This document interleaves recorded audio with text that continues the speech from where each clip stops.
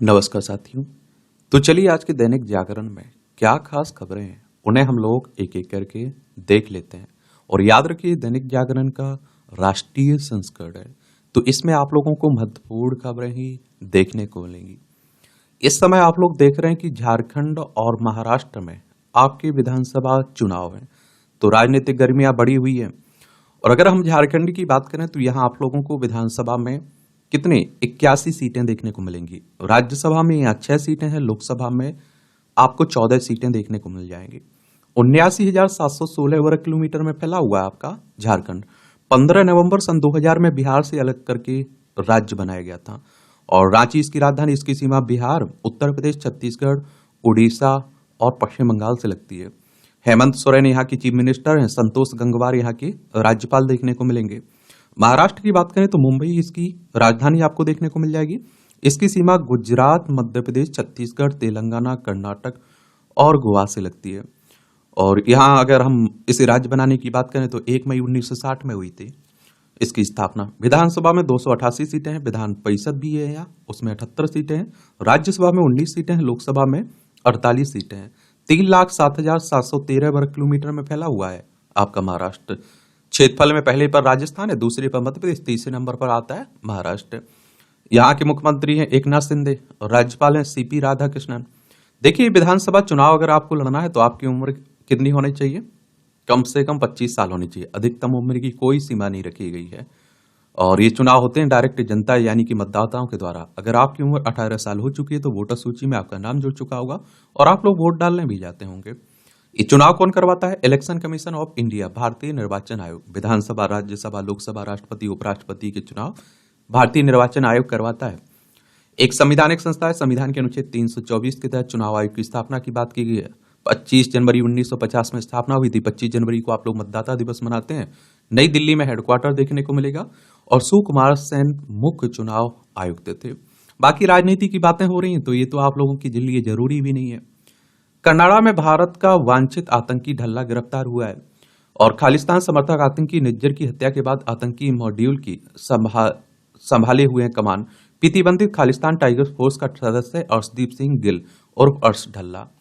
और इस समय कनाडा और भारत के रिश्ते बहुत ही बुरे दौर से भी जा रहे हैं। कनाडा की राजधानी ओटावा देखने को मिलेगी आपको, ठीक है। नीट यूजी में सीमित हो सकते हैं मौके, 4 बार ही दे सकेंगे परीक्षा। एनटीए में सुधार को लेकर गठित उच्च स्तरीय समिति ने की बड़े बदलाव की सिफारिश। ये स्वीकार हुई तो आउटसोर्सिंग पर लोगों लगेगी लगाम। केंद्रीय व नवोदय विद्यालय बनेंगे स्थायी परिषद परीक्षा केंद्र। हाइब्रिड मोड में आयोजित होगी परीक्षाएं। प्रश्न पत्र रास्ते में लीक होने की घटनाओं से मिलेगी निजात। और देखिए नीट यूजी विवाद के बाद गठित हुई थी समिति।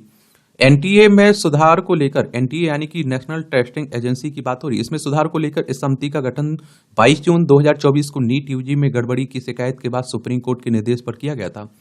और इस इसरो के पूर्व मुख्य प्रमुख के राधाकृष्णन की अगुवाई में बनाई गई 7 सदस्यीय समिति में जो है और बड़े नाम शामिल किए गए थे। उनमें एम्स दिल्ली के पूर्व निदेशक रणदीप गुलेरिया, शिक्षाविद बीके राव, के राममूर्ति, पंकज बंसल, आदित्य मित्तल के साथ शिक्षा मंत्रालय के संयुक्त सचिव गोविंद जायसवाल और बतौर सदस्य शामिल हुए थे।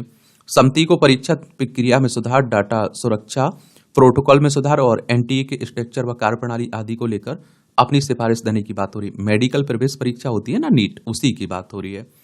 और इसरो की भी बात हुई है यहाँ। तो इसरो की बात करें तो इंडियन स्पेस रिसर्च ऑर्गेनाइजेशन की बात हो रही है। इसकी स्थापना कब हुई थी? 15 अगस्त 1969 में।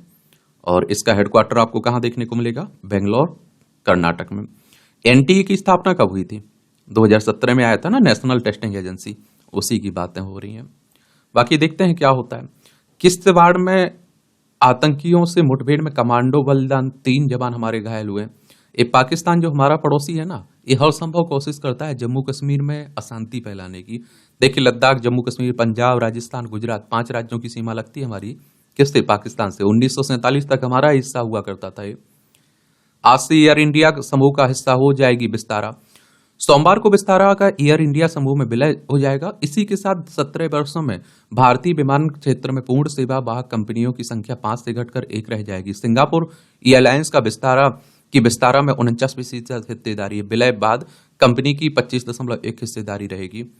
गंगोत्री से ही गंगा हो गई मैली, एनजीए एनजीटी ने दिए जांच के आदेश। गंगोत्री से निकलती है ना, टोटल इसकी लंबाई कितनी है? 2525 किलोमीटर। गंगा की निर्मलता स्वच्छता के दावों के बीच गंगोत्री से ही गंगा में सीवरेज गिर रहे हैं और शोधन के बाद भी गंगा जल में सीवर जनित फीकल कालिफॉर्म की मात्रा ज्यादा मिली है, जिस पर एनजीटी ने नाराजगी जताते हुए जांच के निर्देश दिए। एनजीटी यानी कि ग्रीन ट्रिब्यूनल एजेंसी की बात हो रही है। नेशनल ग्रीन ट्रिब्यूनल है ना, उसी की बात हो रही है, जिसकी स्थापना 2010 में हुई थी। और जो गंगा आप देखते हैं कि पहले हमारा उद्धार करती थी, आज आप देखिए वो अपने उद्धार के लिए चिल्ला रही है। जितना भी गंदा पानी हो रहा है उसी में छोड़ दिया जा रहा है। राजधानी में बसों में फिर 17,000 बस मार्शल की नियुक्ति होगी। इस सिविल डिफेंस वॉलंटियर्स की बात हो रही है। रूस यूक्रेन की सेनाओं के बीच बनेगा 800 मील का बफर जोन। यूक्रेन को 20 वर्षों के लिए छोड़नी होगी नाटो में शामिल होने की इच्छा।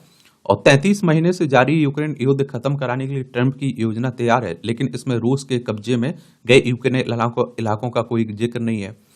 अमेरिका को उद्देश्य यूक्रेन में शांति स्थापना करना है। और आप लोगों को मालूम है कि यूक्रेन और रूस में एक लंबे समय से युद्ध चल रहा है। ये यूक्रेन है, रूस है, ये हमारा प्यारा भारत है। और अमेरिका के जो डोनाल्ड ट्रंप साहब कह ही रहे थे कि हम बहुत जल्दी आप देखते हैं कि इस युद्ध को खत्म करवा देंगे, और सच में करवा देंगे। क्योंकि अगर ये देश, बाकी देश यूक्रेन को मदद करना बंद कर देंगे ना, तो ये कब का खत्म हो जाता है आप देखेंगे, और कब का हार जाता है यूक्रेन युद्ध। नाटो की बात करें तो the North Atlantic treaty organisation की बात हो रही है। इसकी स्थापना 4 अप्रैल 1949 में हुई थी। ब्रुसेल्स बेल्जियम में इसका हेडक्वार्टर देखने को मिलेगा। 32 मेंबर आपको देखने को मिल जाएंगे। बाकू में आज से शुरू हो रहा है पर्यावरण का महाकुंभ, और COP29 जलवायु सम्मेलन में जुटेंगे दुनिया भर के 200 दिग्गज देशों के दिग्गज। प्रधानमंत्री मोदी और पर्यावरण मंत्री भूपेंद्र यादव नहीं लेंगे इसमें हिस्सा। चलिए 11 से 22 नवंबर तक चलने वाला है ना, तो चलिए जरूर आप लोग याद रखिएगा।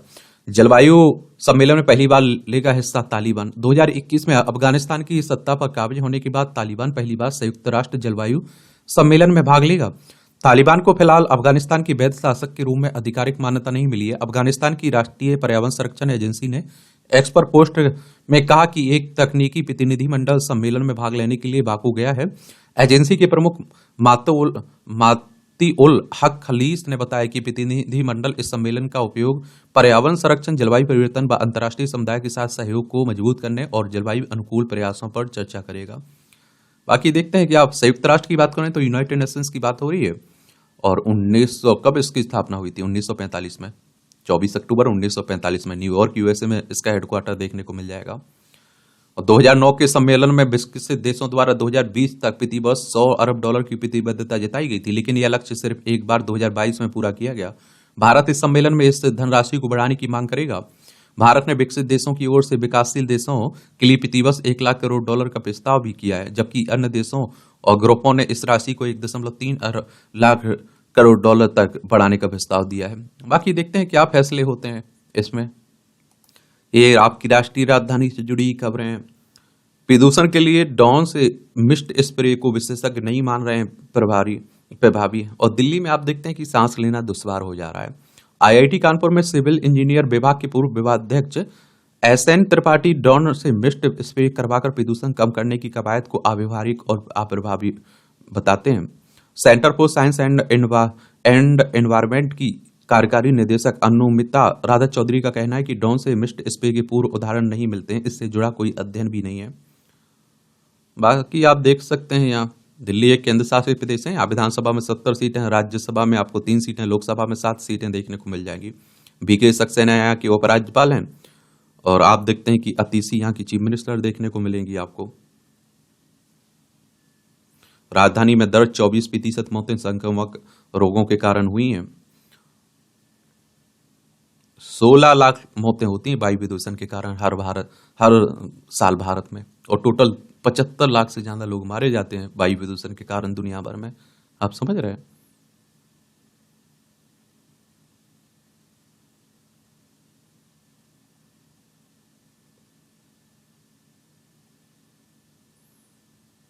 अपने अपने इलाकों में अधिक फंड खर्च करने का फोकस बढ़ा रहे हैं विधायक।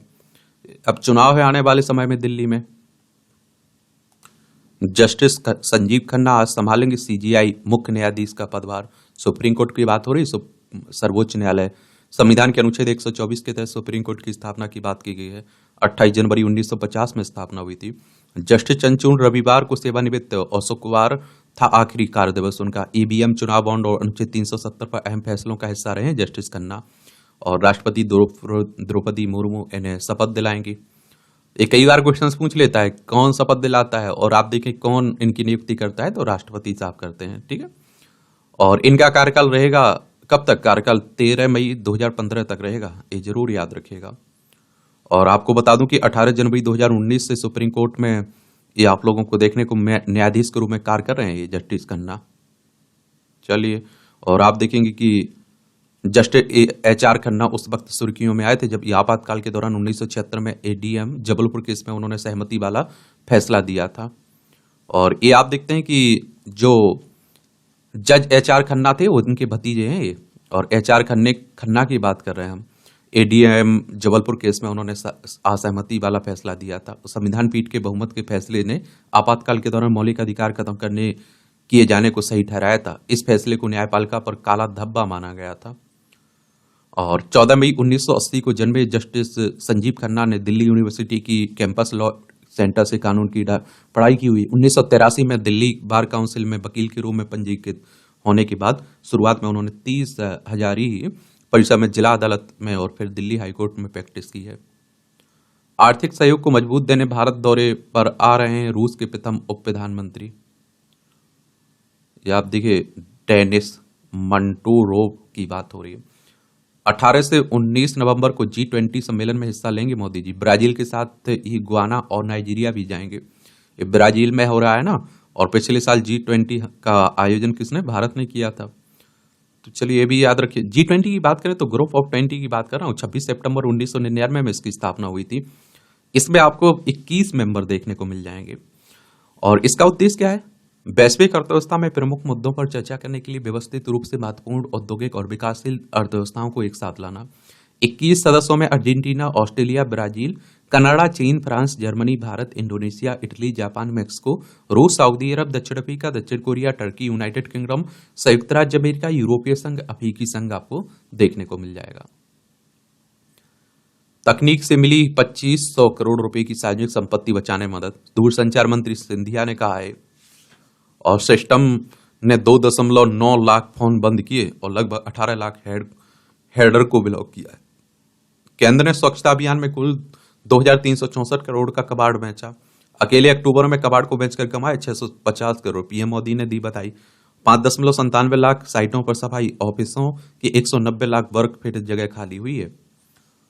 देख लीजिए। रणथंभौर ने बढ़ाई चिंता, देश भर में के बाघ अभ्यारण्यों को अलग। रणथंभौर अभ्यारण्य से 25 बाघों के लापता होने की खबर के बाद NTCA ने बढ़ाई सतर्कता। राष्ट्रीय बाघ संरक्षण प्राधिकरण ने और बाघों के मूवमेंट पर नजर रखने सहित चौकसी बढ़ाने और कैमरे लगाने के निर्देश भी दिए जा रहे हैं। ये राजस्थान को देख लीजिए, क्षेत्रफल में सबसे बड़ा राज्य है आपका राजस्थान। ये आपको मालूम है या नहीं है?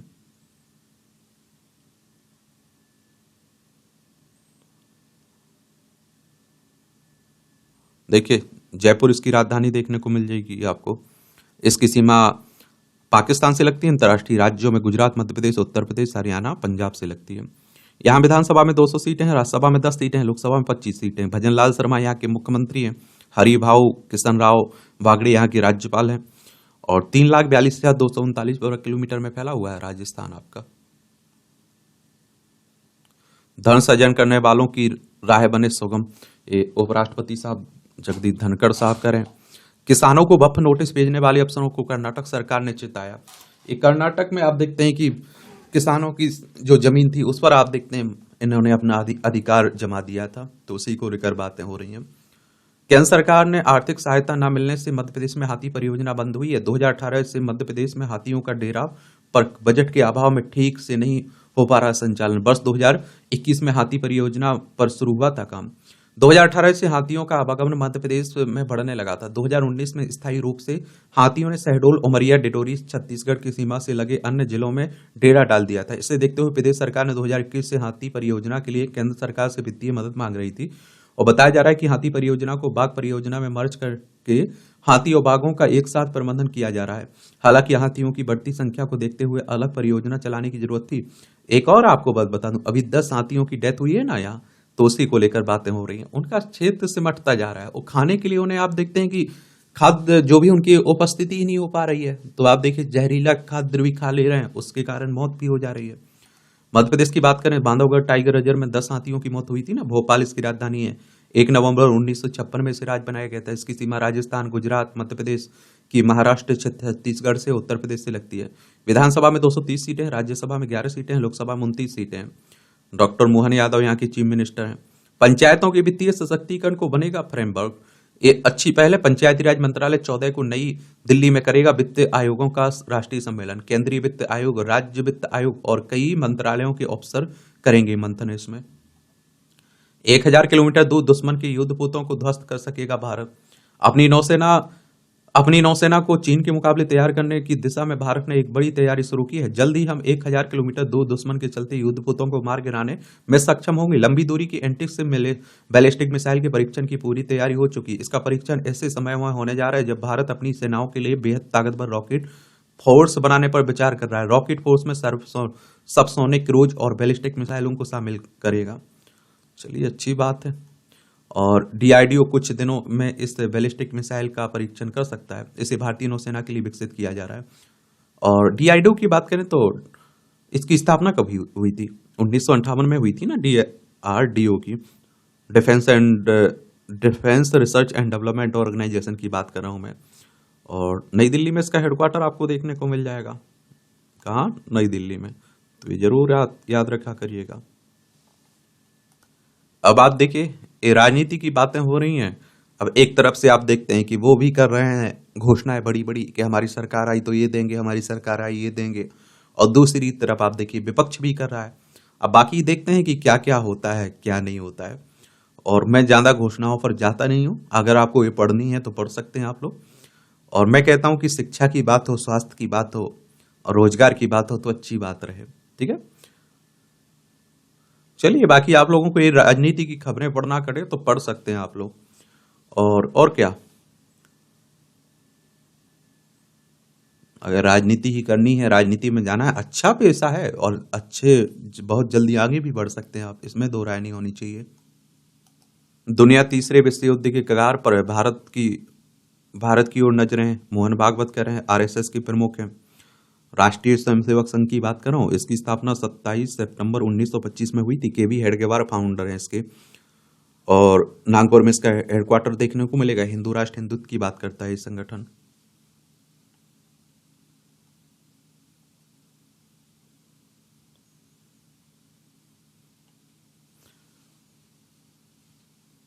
ये सीमा पर 10 महीनों में बरामद किए गए 200 ड्रोन। ये पाकिस्तान ही इस तरह की हरकतें करता रहता है। सेवा काल में 365 दिन का मेडिकल अवकाश प्रधान अध्यापक ने ले ली 396 दिन की छुट्टी। और उन्नाव के सांसद के पिछले कार्यकाल में गोद लिए गांव के विद्यालय का हाल है। पढ़ाई बाधित ही नहीं, 7 महीने से नहीं बना मिड डे मील, सड़ता मिला खाद्यान्न। मैं कह रहा हूं कि हमारे नेता और अगर हमारी जो सरकारी व्यवस्था है ना, इस सुधर जाए ना, तो हम लोग बहुत आगे निकल सकते हैं। अब देख लीजिए, मिड डे मील, बच्चों के खाद्यान्न की व्यवस्था की बात हो रही है, लेकिन वो सड़ रहा है, बांट नहीं रहे। ये है नैतिकता हमारे अधिकारियों की, हमारे शिक्षकों की। सब जिम्मेदारी से भागना चाह रहे हैं। जम्मू कश्मीर में संयुक्त प्रतियोगी परीक्षा के लिए आयु सीमा बढ़ी। आयोग की 17 नवंबर को होने वाली प्रारंभिक परीक्षा स्थगित की गई और नई तिथि जल्द होगी जारी। फैसले के बाद ज्यादा युवा कर सकेंगे आवेदन। 32 वर्ष से 3 साल को बढ़ाकर ये 35 साल कर दी गई है, छूट दी गई है। सरकारी खजाने से मंत्रियों के वेतन भत्तों पर आयकर का भुगतान। मुख्यमंत्री, स्पीकर, डिप्टी स्पीकर और विपक्ष के नेता भी सरकारी खजाने से भर रहे इनकम टैक्स। प्रधानमंत्री, उनके कैबिनेट के मंत्री स्वयं अपने जेब से भरते हैं वेतन भत्तों पर इनकम टैक्स। हरियाणा की बात हो, हरियाणा में विधानसभा में कितनी सीटें हैं? 90। मध्य प्रदेश, हिमाचल प्रदेश, उत्तर प्रदेश, उत्तराखंड, पंजाब में ऐसी लागू हुई व्यवस्था। इसी साल जून में मध्य प्रदेश की भाजपा सरकार ने मुख्यमंत्री, मंत्रियों को प्राप्त होने वाले वेतन भत्तों आदि पर इनकम टैक्स का भुगतान सरकारी कोष से बंद कर दिया है। पहले आप देखते हैं कि इन्हें वेतन भी मिलती है और टैक्स ही सरकार देती है। आप सोचिए, नेताओं को जितनी सुविधा मिली हुई इतनी किसी को मिलती है। और देख लीजिए, नैतिकता की बात कर लीजिए उनसे। 2022 में हिमाचल में तत्कालीन सत्तासीन भाजपा सरकार द्वारा सीएम, मंत्री और विधानसभा अध्यक्ष और विधायकों के वेतन भत्तों पर इनकम टैक्स का भुगतान सरकारी कोष से बंद। सितंबर 2019 में उसकी उत्तर प्रदेश की भाजपा सरकार ने पहले कार्यकाल में इस कानून को लागू कर दिया था। उत्तराखंड में आप देखिए पुष्कर सिंह धामी के नेतृत्व में पहली बार भाजपा में ऐसा निर्णय लिया। और मार्च 2018 में पंजाब सरकार ने सीएम, मंत्रियों और नेता प्रतिपक्ष के वेतन भत्तों पर इनकम टैक्स के भुगतान के संबंध में निर्णय लिया। यह सरकारी खजाने से नहीं जाएगा। क्या हम इसीलिए तो कहते हैं नेताओं पर और नेतागिरी पर टिप्पणी नहीं करते हैं। अब बिहार में आप देखिए कितनी राजनीतिक पार्टियां बन चुकी हैं। हर कोई कहता है बिहार को फर्स्ट बनाएंगे, बिहार को फर्स्ट बनाएंगे। आजादी से आज तक आप देखते हैं कोई फर्स्ट तो नहीं बना पाया। नेता तो फर्स्ट बन गए, नेता तो माला माल हो गए, लेकिन आप देखिए बिहार वहीं का वहीं, वहां के लोग वहीं की वहीं व्यवस्था में पड़े हुए हैं। झारखंड में आप देख लीजिए अधिकारी और नेता बड़े माला माल हैं और यहाँ अच्छा खनिज निकल रहा है, आप देखते हैं, लेकिन यहाँ की जनता को उसका कुछ फायदा ही नहीं मिल पा रहा है। छत्तीसगढ़ में वन विभाग की जमीन पर बना दिया चर्च। मामले की जांच पुलिस, वन विभाग और राजस्व विभाग मिलकर कर रहे हैं। छत्तीसगढ़ को देखना है तो मध्य प्रदेश से अलग करके बनाया गया था। यह है छत्तीसगढ़ और 1 नवंबर सन 2000 में से राज्य बनाया गया था। रायपुर इसकी राजधानी, इसकी सीमा मध्य प्रदेश, महाराष्ट्र, तेलंगाना, आंध्र प्रदेश, उड़ीसा, झारखंड और उत्तर प्रदेश से लगती है। यहाँ विधानसभा में 90 सीटें, राज्यसभा में 5 सीटें, लोकसभा में 11 सीटें। 1,35,192 वर्ग किलोमीटर में फैला हुआ है।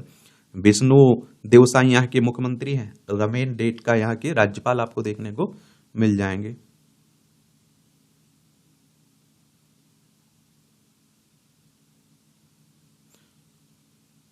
ये बबलू श्रीवास्तव की समय पूर्व रिहाई की मांग ठुकराई उत्तर प्रदेश ने। 1992 अतिरिक्त सीमा शुल्क कलेक्टर की हत्या के लिए आवेदन, आजीवन कारावास काट रहे हैं ना, उसी की बात हो रही है। अब आप देख लीजिए हत्या के बाद विद्या के पैर काटकर चांदी की कड़ी लूट ले गए बदमाश। अब क्या कहें, ये कहें कि इंसानियत बची हुई है, मानवता बची हुई है। मैं इसीलिए तो कह रहा हूँ कि हर स्कूल में जाइए आप लोग। मैं तो जितने लोगों से बात करता हूँ वो अपने बच्चों की किसकी बात करते हैं, अच्छी शिक्षा मिल रही है भैया। इंग्लिश मीडियम में पढ़ रहे हैं हमारे बच्चे। मैं कहता हूँ कुछ अच्छा इंसान बनाने की शिक्षा दे रहे हैं या नहीं दे रहे हैं। बैडमिंटन में मंदिरों व हिंदुओं पर हमले के विरोध में कर्नाटक उच्चायोग पर प्रदर्शन हो रहा है। अभी हाल ही में हमला हुआ था ना।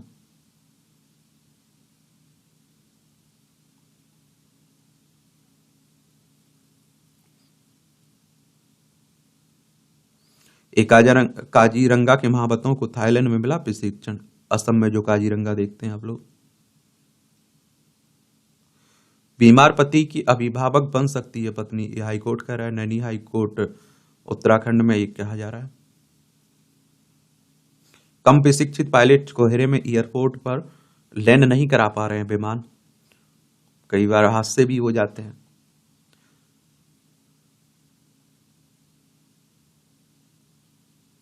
नशे से निकाल बनाए स्वावलंबी और मिटा दिया गांव के माथे पर कलंक।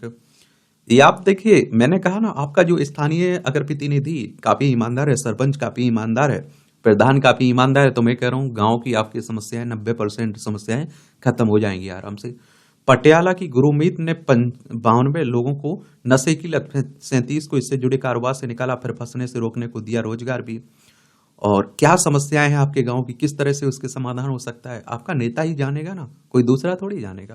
प्रधानमंत्री को मालूम थोड़ी होगा। अब आप देखिए अभी हाल ही में अमेरिका में राष्ट्रपति चुनाव थे ना, तो डोनाल्ड ट्रंप चुनाव जीत चुके हैं। तो कमला हैरिस को हराकर 118.3 अरब डॉलर रहा वित्त वर्ष 2023-24 में भारत अमेरिका के बीच द्विपक्षीय व्यापार संतुलन भारत के पक्ष में। 77.53 अरब डॉलर का निर्यात किया भारत ने अमेरिका को 2023-24 में। 92% बढ़ा है पिछले 10 वर्षों में भारत अमेरिका के बीच व्यापार। 20 अरब डॉलर के हथियार खरीदे हैं भारत ने अमेरिका से पिछले 20 वर्षों में। आयात का मतलब होता है कुछ खरीद रहा है, निर्यात का मतलब होता है कुछ बेच रहे हैं आप। 3,37,630 भारतीय छात्र पढ़ रहे हैं अमेरिका के विश्वविद्यालयों में। ट्रंप 2.0 है और मोदी 3.0 का नया दौर है। तो रिपब्लिकन डोनाल्ड ट्रंप अमेरिका के नए राष्ट्रपति बनने जा रहे हैं। डेमोक्रेट कमला हैरिस ने राष्ट्रपति चुनाव में अपनी हार स्वीकार कर ली है। अमेरिका एक महाशक्ति है और यहाँ सत्ता में बदलाव असर पूरी दुनिया पर पड़ता है। भारत में भी इससे अछूता नहीं रह सकता है। माना जाता है कि रिपब्लिकन पार्टी भारत को लेकर डेमोक्रेट पार्टी की तुलना में उदार रवैया अपनाती है। ट्रंप के पहले कार्यकाल में प्रधानमंत्री नरेंद्र मोदी के साथ उनकी पर्सनल केमिस्ट्री काफी चर्चित रही। उम्मीद की जा रही है कि ट्रंप और मोदी के कार्यकाल में अमेरिका भारत के संबंधों का नया दौर शुरू होगा। हालांकि Donald Trump make America great again के नारे के सत्ता में आए हैं। व्यापारिक नीतियों, भारतीय पेशेवरों को वीजा मसलों पर उनकी नीतियां भारत के हितों से मेल नहीं खाती हैं। ऐसे में आर्थिक मुद्दों पर ट्रंप की नीतियों से जुड़ी चुनौतियों के बीच भारत अपने हितों को कैसे आगे बढ़ाते हुए वैश्विक शक्ति के तौर पर उभर सकता है, इसे ही पड़ताल का मुद्दा है। और देखिए, एक और बात बताऊं, कोई भी सरकार बदलती है तो कुछ हमारे लिए फायदेमंद होता है, कुछ नुकसानदायक भी होता है। तो नए क्षितिज पर पहुंचेंगे आपसी संबंधित। तो डोनाल्ड ट्रंप के दूसरे कार्यकाल में भारत अमेरिका संबंधों का विस्तार होना तय है। अमेरिका वैश्विक राजनीति में भारत को अहम साझेदार के तौर पर देखता है। सहयोग बढ़ता दायरा व्यापार, रक्षा, प्रौद्योगिकी हस्तांतरण और वैश्विक मुद्दों के क्षेत्र में दिखाई देगा। और चाइना से आप देखते हैं कि इनका 36 का आंकड़ा चलता है, तो उसका फायदा भी भारत को मिलेगा। कई आर्टिकल हम लोग इस तरह के देख चुके हैं। मजबूत डॉलर से बढ़ेगी भारत की मुश्किलें। ट्रंप की नीतियों से डॉलर मजबूत हो सकता है, इससे भारत का आयात बिल बढ़ेगा और विदेशी निवेशक भारत के बाजारों से पूंजी निकालकर बाहर निवेश कर सकेंगे। इससे न सिर्फ इक्विटी बाजार में उठा पटक तेज होगी, बल्कि देश के विदेशी मुद्रा भंडार पर भी दबाव पड़ेगा। और जो टैक्स लगाएंगे वो उस पर भी, उससे भी फर्क पड़ेगा भारत को। देखिए, तेज होगा वैश्विक शक्ति के तौर पर भारत का उभार। तो पिछले कुछ वर्षों में भारत ने वैश्विक मंच पर खुद को मजबूती से पेश किया। भारत की बढ़ती आर्थिक और सैन्य ताकत राष्ट्रीय हित की सबसे ऊपर रखने वाली मुखर कूटनीति विश्व की कुछ शक्तियों को असहज भी करती है।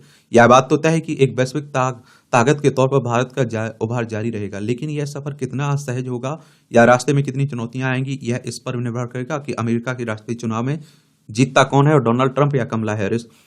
और अमेरिका के राष्ट्रपति के तौर पर डोनाल्ड ट्रंप का होना आर्थिक वृद्धि और वैश्विक भू राजनीतिक मोर्चे पर कैसे भारत के अनुकूल हालत बनाएगा। अब डोनाल्ड ट्रंप जीत चुके हैं ना, 72% से अधिक वर्क वीजा भारतीयों को मिला है अमेरिका से। अब आप देखिए, माइग्रेशन को रोकने की बात करते हैं, इसका भी भारत पर प्रभाव पड़ेगा।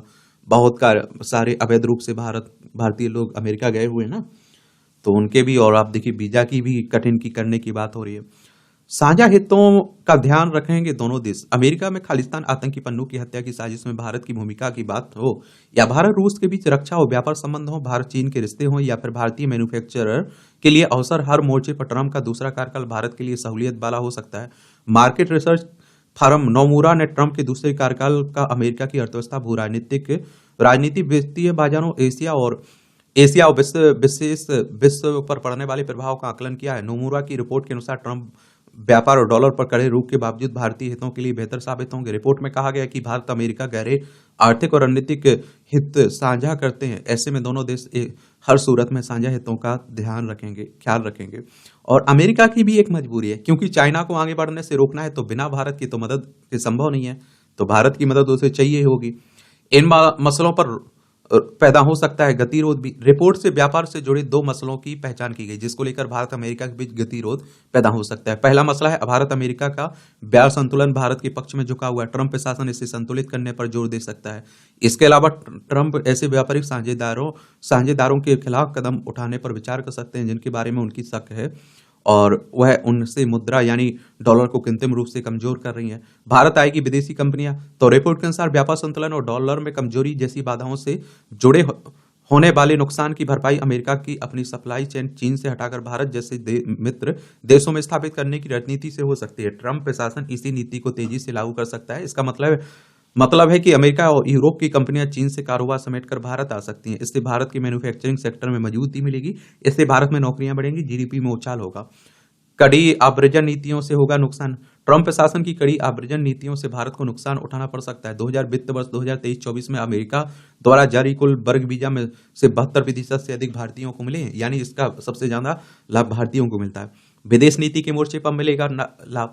तो ट्रंप का दूसरा कार्यकाल विदेश नीति के मोर्चे पर भारत के लिए फायदेमंद रहेगा। ट्रंप अगर रूस को लेकर अमेरिका के रवैये में थोड़ी भी नरमी लाते हैं तो यह भारत के लिए लाभकारी स्थिति बनाएगा। रूस भारत के लिए एक विश्वसनीय मित्र और भरोसेदार रक्षा आपूर्ति रहा है। ऐसे में भारत पश्चिमी देशों के दबाव में रूस के साथ संबंधों को दांव पर नहीं लगा सकता। ट्रंप रूस यूक्रेन युद्ध बंद करवाने का वादा पहले ही कर चुके हैं।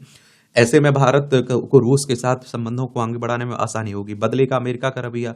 बाइडेन प्रशासन ने मानवाधिकार लोकतांत्रिक मूल्यों को लेकर कई मौकों पर भारत की आलोचना की है।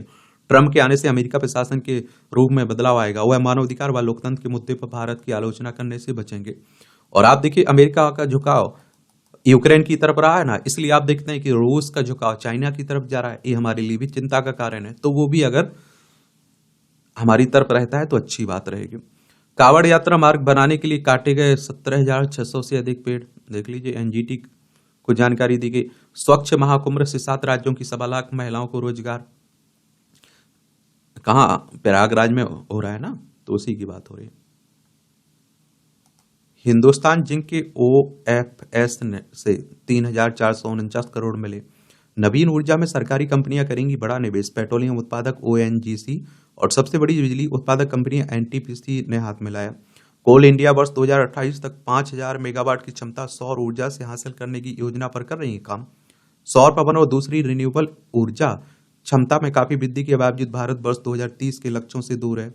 आने वाले समय में सरकारी कंपनियों का होगा अलग महत्व भी, तो ये भी आप लोग देखने को मिलेंगे। पिछले वित्त वर्ष में ईपीएफओ में से आप देखिए 52 लाख सदस्य जुड़े हैं। ये कर्मचारी भविष्य निधि संगठन की बात हो रही है। बिटकॉइन का मूल्य पहली बार $80,000 के पार पहुंचा है। अप्रैल सितंबर में कोयला आयात 8% बढ़ चुका है। अक्टूबर में स्टील निर्यात में 11% की वृद्धि हुई। 2025 में भारत 2025 में 5% तक बढ़ सकता है स्मार्टफोन का मूल्य। जेन एआई चिप्स की बढ़ती कीमतों, 5G में बदलाव, बढ़ी हुई कंपनियों में क्षमताओं के कारण देना होगा ज्यादा पैसा। अक्टूबर में 6% से ज्यादा रह सकती है खुदरा महंगाई दर। एपीआई विदेशी पोर्टफोलियो निवेशकों ने 5 सत्रों में इक्विटी से 20,000 करोड़ रुपए निकाले। इन निकासी के साथ 2024 में अब तक शुद्ध बिकवाली बने विदेशी पोर्टफोलियो निवेशक। तीसरी तिमाही के नतीजे और प्रमुख संकेतकों सुधार का संकेत देते हैं, तो बदल सकता है परिदृश्य।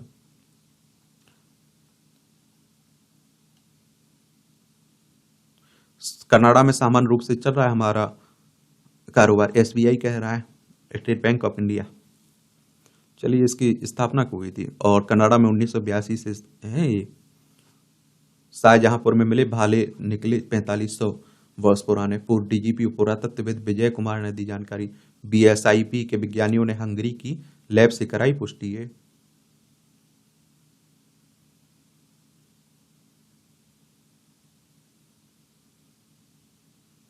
ये आप देखते हैं 4500 वर्ष पुराने हैं। आदि शिव की मुखाकृति होने का दावा भी किया गया। उनका कहना है आदि शिव की मुखाकृति वाले के भाले गेरू रंग के बर्तनों की संस्कृति ओसीपी संस्कृति के हैं।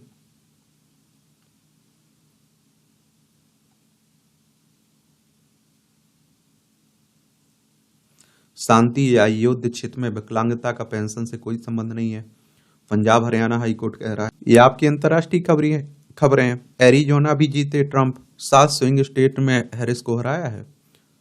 इलेक्टोरल वोट की संख्या 312 हुई, हैरिस को 226 मिले हैं। चलिए, बाकी देख सकते हैं।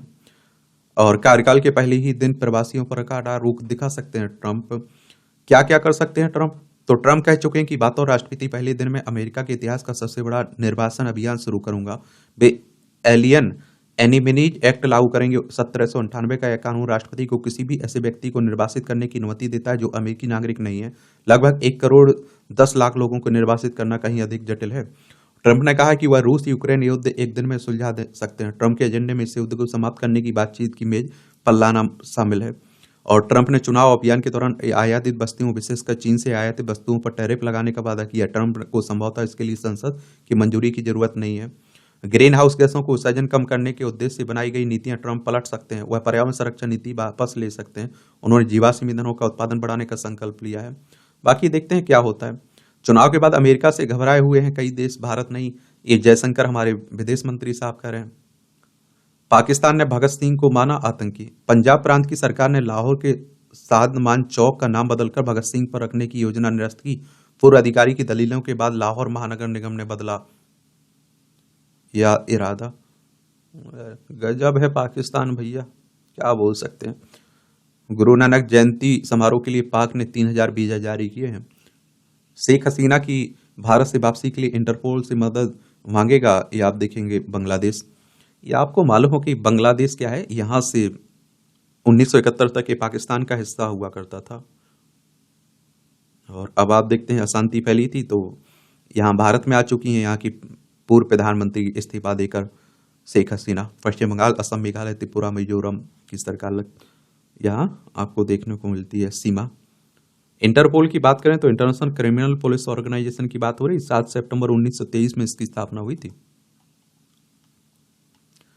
रियादो मेट्रो चलाएंगी हैदराबाद की महिला लोको पायलट। रियाद मेट्रो सेवा 2025 की शुरुआत से चालू होगी। पिछले 5 वर्षों से रियाद रेलवे में कार्यरत हैं इंदिरा ईगलपति। ब्रिटिश पीएम की ओर से आयोजित दिवाली समारोह में परोसा गया मांस और शराब। गजब। ईरान में 9 साल की शादी की अनुमति देने की तैयारी। इराक की सरकार व्यक्तिगत स्थिति कानून में संशोधन करने की कर रही है तैयारी। संशोधन महिलाओं को तलाक, विरासतों के अधिकार भी कर देगा वंचित। देख लीजिए, ये ईरान है, कुछ भी कर सकता है।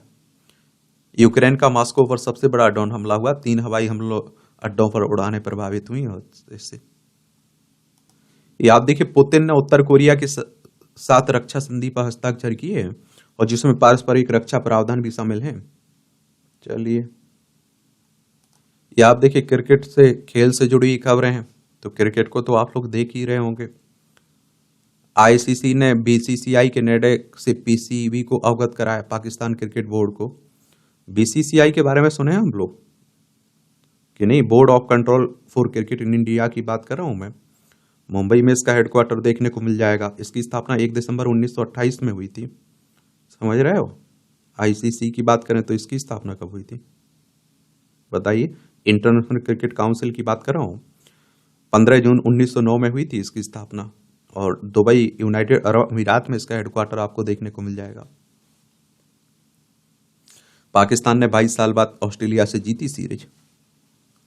एक अरविंद ने रोका अर्जुन का विजयी अभियान। ग्रैंड मास्टर की बात हो रही है।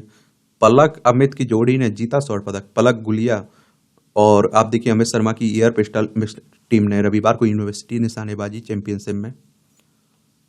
वेस्ट इंडीज दौरे पर नहीं जाएंगे मुस्तफिजुर। पूर्व दिग्गज पोलो खिलाड़ी एच सोडी का निधन हो गया है। खिताब बचाने उतरेगी भारतीय महिला हॉकी टीम। बिहार के राजगीर में आज से होगी एशियाई चैंपियनशिप ट्रॉफी की शुरुआत। गफ से पहली बार जीता WTA फाइनल्स गफ ने। अटलांटा यूनाइटेड ने मेसी की इंटर मियामी को प्लेऑफ से किया बाहर।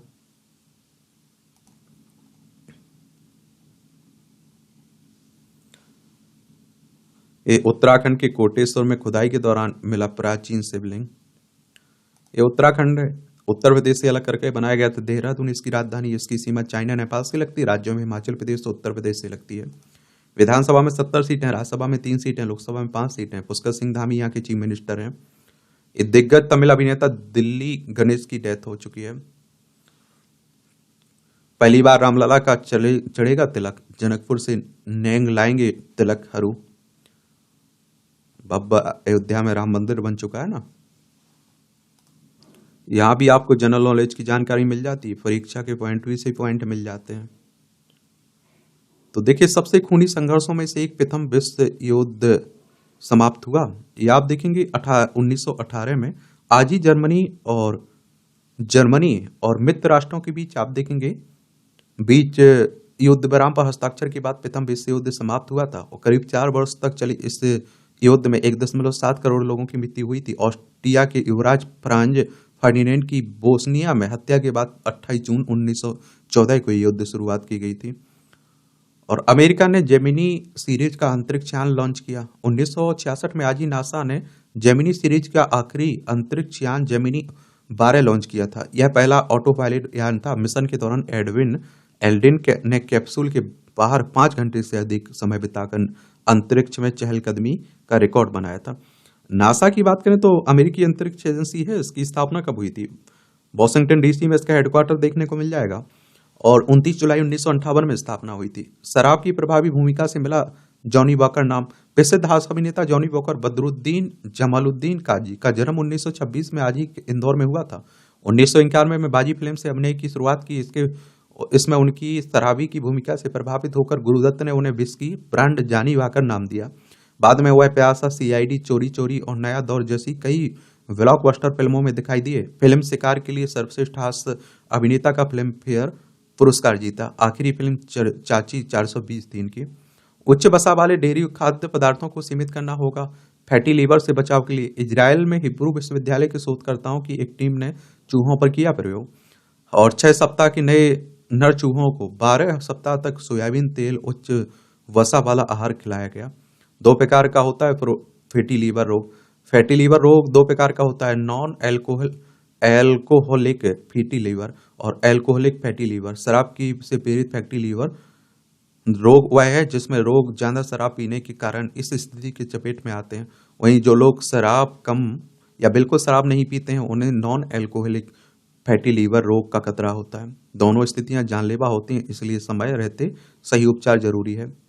ज्वालामुखी विस्फोट। दुनिया में कई ज्वालामुखी हैं जिनके प्रकार मृत, सुप्त और सक्रिय हैं। सक्रिय ज्वालामुखी और इनमें विस्फोट कितना खतरनाक होता है इस चित्र इसको देखकर समझा जा सकता है। इसे इंडोनेशिया की ज्वालामुखी माउंट लेवोटोवी लॉकी के खतरनाक विस्फोट को दर्शाया गया है। नुसा तेगारा की पूर्व फ्लोरिस में एटोटोवी से खींची गई इस हवाई तस्वीर में ज्वालामुखी में हुआ भयावह विस्फोट का विस्तृत दृष्टिगोचर हो रहा है।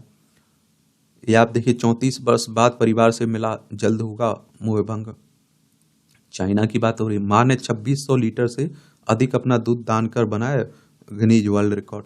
एलिसा ओगलटी ने अपना 10 साल पुराना रिकॉर्ड तोड़ा। दूध दान के मां के बारे में फैलाना चाहते हैं जागरूकता है।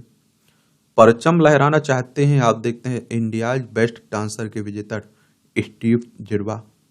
स्तन कैंसर का पता लगाने के लिए नया अनुवांशिक मॉडल विकसित हो रहा है, अनुसंधान कह रहा है। ये आप देखिए, मूवियों से, फिल्मी दुनिया से जुड़ी खबरें हैं। देखना हो तो देख सकते हैं, छोड़ना हो तो छोड़ सकते हैं। और इस तरह से आप देखेंगे कि आज के न्यूज़पेपर की कहानी खत्म होती है। आप लोग पढ़ते रहिए, एंजॉय करते रहिए। आपका कोई सवाल हो, मेरे लिए सुझाव हो तो आप लोग बता सकते हैं। मेरी तरफ से शुभकामना है। ईमानदारी से मेहनत करिए, ईमानदारी से तैयारी करिए। धन्यवाद।